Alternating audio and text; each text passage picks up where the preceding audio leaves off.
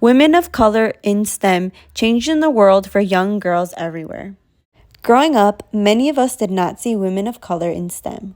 We learned a lot about men, but it's important to show young girls everywhere that they have a place in this male-dominated field. Today, we're going to learn about some amazing women who accomplish great things in their STEM careers and how they inspire young girls everywhere.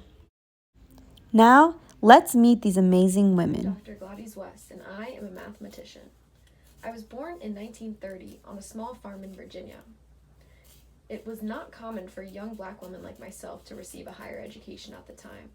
But because of my accomplishment in my earlier years of education, I was fortunate enough to attend college. After graduating with a major in mathematics, I got a job with the U.S. Navy Proving Ground. I was only the fourth black person to be employed by them. I worked on projects such as the Naval Ordnance Research Calculator, CSAT, and GeoSat, which led to the development of the GPS. I retired from my work in 1998. In 2018, I was recognized for my contributions to the GPS by the Virginia General Assembly, the Air Force Space and Missile Pioneers Hall of Fame, and I was featured in the British Broadcasting Corporations as one of the top 100 women of 2018. Hola, I'm Katia Chacerata. I was born in Mexico and came to the United States when I was 7 years old. I struggled a lot because of the language barrier, but with a lot of hard work, I was fluent in English in the span of 2 years. Ever since I was little, my mom instilled in me to work hard and push for my dreams. Space, math, astronomy, and physics were always interesting to me for as long as I can remember. My educational journey was not easy. I first graduated high school and attended San Diego City College to study electrical engineering despite facing various setbacks. After 3 years, I transferred to UCLA, where I obtained my Bachelor of Science in Electrical Engineering. During my time at UCLA, I got to be an intern at NASA JPL. Eventually, I transitioned to a full-time engineer and worked on 5 NASA missions, including Perseverance and Europa Clipper. Currently, I am pursuing a master's degree in electrical engineering at Johns Hopkins University. As an electrical engineer, I've grown to be very passionate about engineering education. I think that a big part of developing successful engineers is enthusiastic instructors. Through my work in science and engineering communication, I hope to help bridge some of the existing gaps for students and young professionals. Throughout my journey in engineering school, I was very aware about the lack of women in the field. This was very difficult for me because I did not have many people I could ask for advice regarding several topics such as the implicit biases we face on a daily basis. I've been given the opportunity to help guide those girls and women who, like me, are looking for someone with experience in what they are going through. Through honesty about the difficulties and encouragement, I hope to be able to help women be better prepared for their experience as women in STEM. My name is Bessie Blount Griffin, and I was born in 1914. When I was very young, my father died in World War I. After that had happened, my mother and I moved to New Jersey, where I would end up growing up and going to college.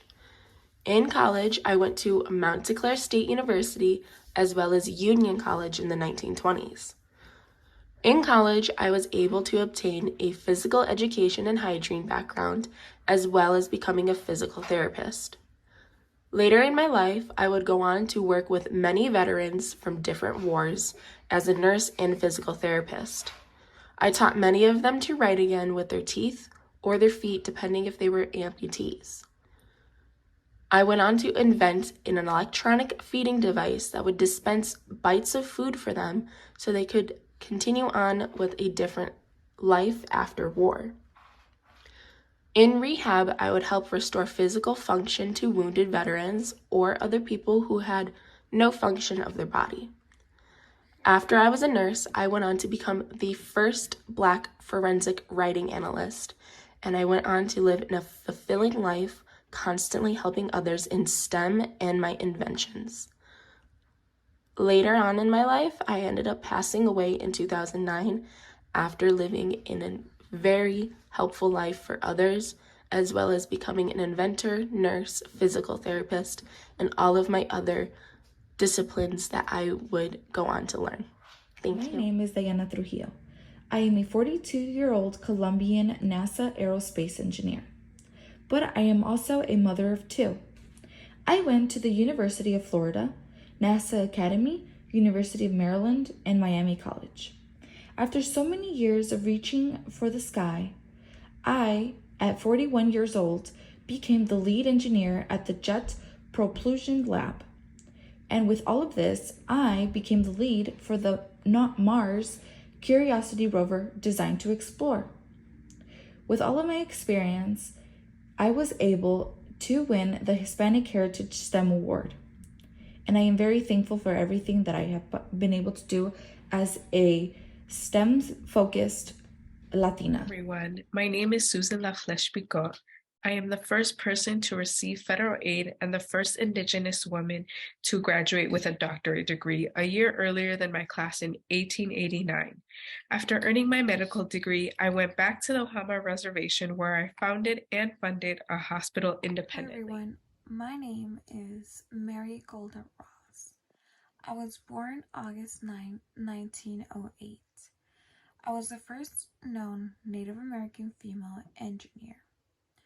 Fun facts about me: I was featured on the US 2019 $1 coin, and in my younger years, I was also a teacher instructing students in mathematics and science for nearly 10 years in public schools. During also my time, I was one of the 40 members of the WorkHeat's Secret Advanced Development Program, known as the Skunk Work. Still today, much of my work remains classified. Some of the work I did was design concepts for interplanetary space travel, manned space flights, ballistic missiles, and satellites that orbit above the Earth. Once I retired Skunk Works in 1973, I'd encourage more Native Americans to work in the science area. Each and every one of these amazing, incredible women have paved the way for young girls everywhere.